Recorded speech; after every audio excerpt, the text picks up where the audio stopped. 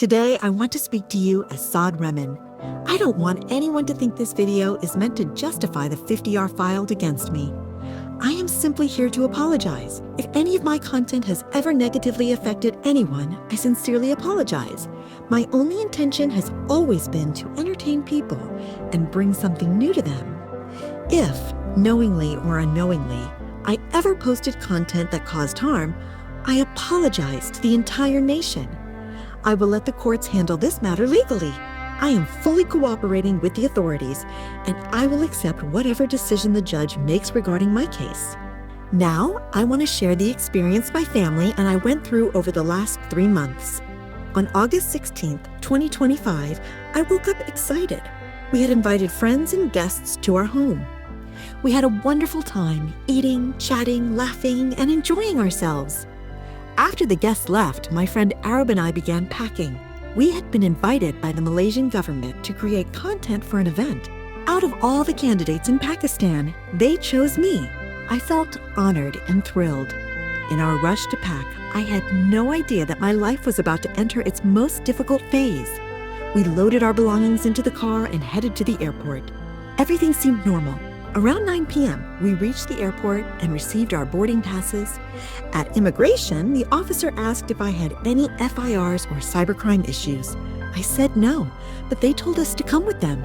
Arab and I were confused, and I quickly informed my friend Gia about the situation. Initially, I thought we would just be stopped from flying. But 15 minutes later, the officers took our phones and instructed us to put them in airplane mode. I cooperated fully with the officers. I provided passwords for my 3 mobile phones, laptop, and Gmail account. I had nothing to hide. Despite cooperating, I was treated harshly, verbally abused, and slapped multiple times. I felt completely helpless. During the interrogation, a private officer told me that multiple agencies were involved, including ISI and MI. The pressure and fear were immense. They even showed a video call to a child to demonstrate the severity of the interrogation. I stayed compliant throughout, even as I was asked for money, and part of my digital assets were seized. During this period, my family experienced immense stress and helplessness. I regretted not sending Arab ahead to Malaysia. My life during this time consisted only of complying with the officers, answering questions, and enduring pressure. I want to clarify that I never tried to hide anything. I gave all my information willingly, including my trading accounts and cryptocurrency losses. Despite this, the experience was extremely stressful, emotional, and frightening. I shared this story not to gain sympathy, but to make people aware of the challenges I went through, so they can understand the reality behind the headlines. My intention has always been to entertain, create.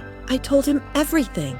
Even then, he glared at me and said, "Look carefully. If there's something, tell me." I replied, "No, sir. Nothing at all." He nodded and walked away. By then, I had spent 23 days in remand, the longest in NCCIA history. I was so frustrated at one point that I told the judge myself, "Sir, let them complete their investigation. If they want remand, give it to them." Even after 23 days, they demanded 30 lakh rupees from my family, trying to extort money just to send me to judicial custody. They had 4 case files ready, demanding 1.5 crore rupees in total. One even involved a girl. I refused to pay anything more. My family was under extreme pressure. My father, a heart patient, needed surgery, but the money for it was blocked. My mother had to protect him while managing everything. I demanded proof.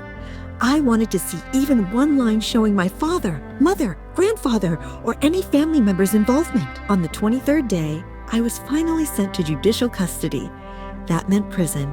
Before going to jail, I returned to the NCCIA office for paperwork. The big brother officer asked me directly, "Ducky, who gave you the money?" My heart sank. I told him. Shoaib Riaz and his team collected it and passed it to higher officers. They had demanded 60 lakh rupees, threatening to arrest my wife if unpaid.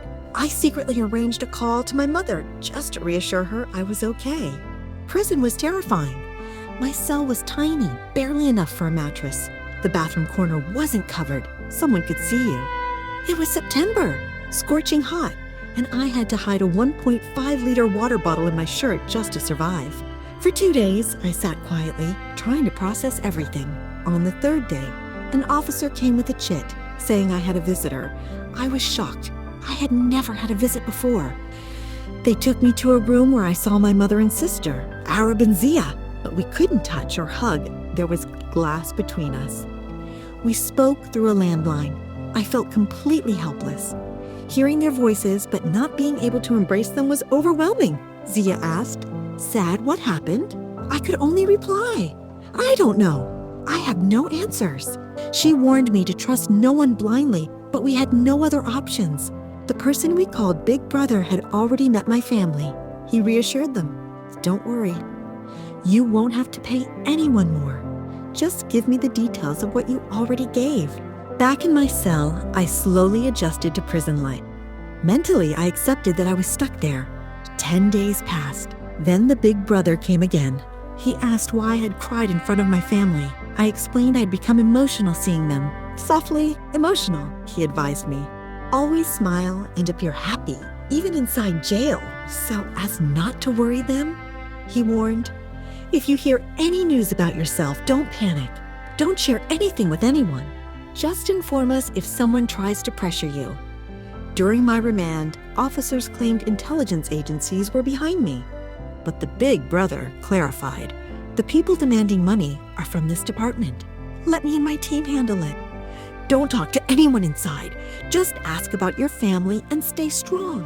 He also told me about additional director Sarfaraz Chaudhry, who had threatened to block my bail. That director, who orchestrated my arrest and tried to make me a scapegoat, was suspended. 7 officers resigned, and the scandal began to surface. I had prayed to Allah for guidance, sitting in a grimy cell, begging for a way out. I was trapped, helpless, and surrounded by corruption.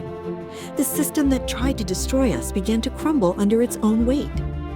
The officers who once demanded bribes now face accountability. Those who were supposed to protect the system were the ones breaking it. And with hope, this is my story: 23 days of remand, threats, prison life, and finally, hope and justice. Even in the darkest moments, we must stay strong. I saw my family even through a glass, and it reminded me why I had to survive. Now, the corrupt officers face the consequences of their actions. I survived. My family survived. Justice, although delayed, began to prevail. This is not just my story. It's a reminder to stay strong, no matter how hopeless things seem. Thank you for watching. Stay connected with us for more insightful and informative contents.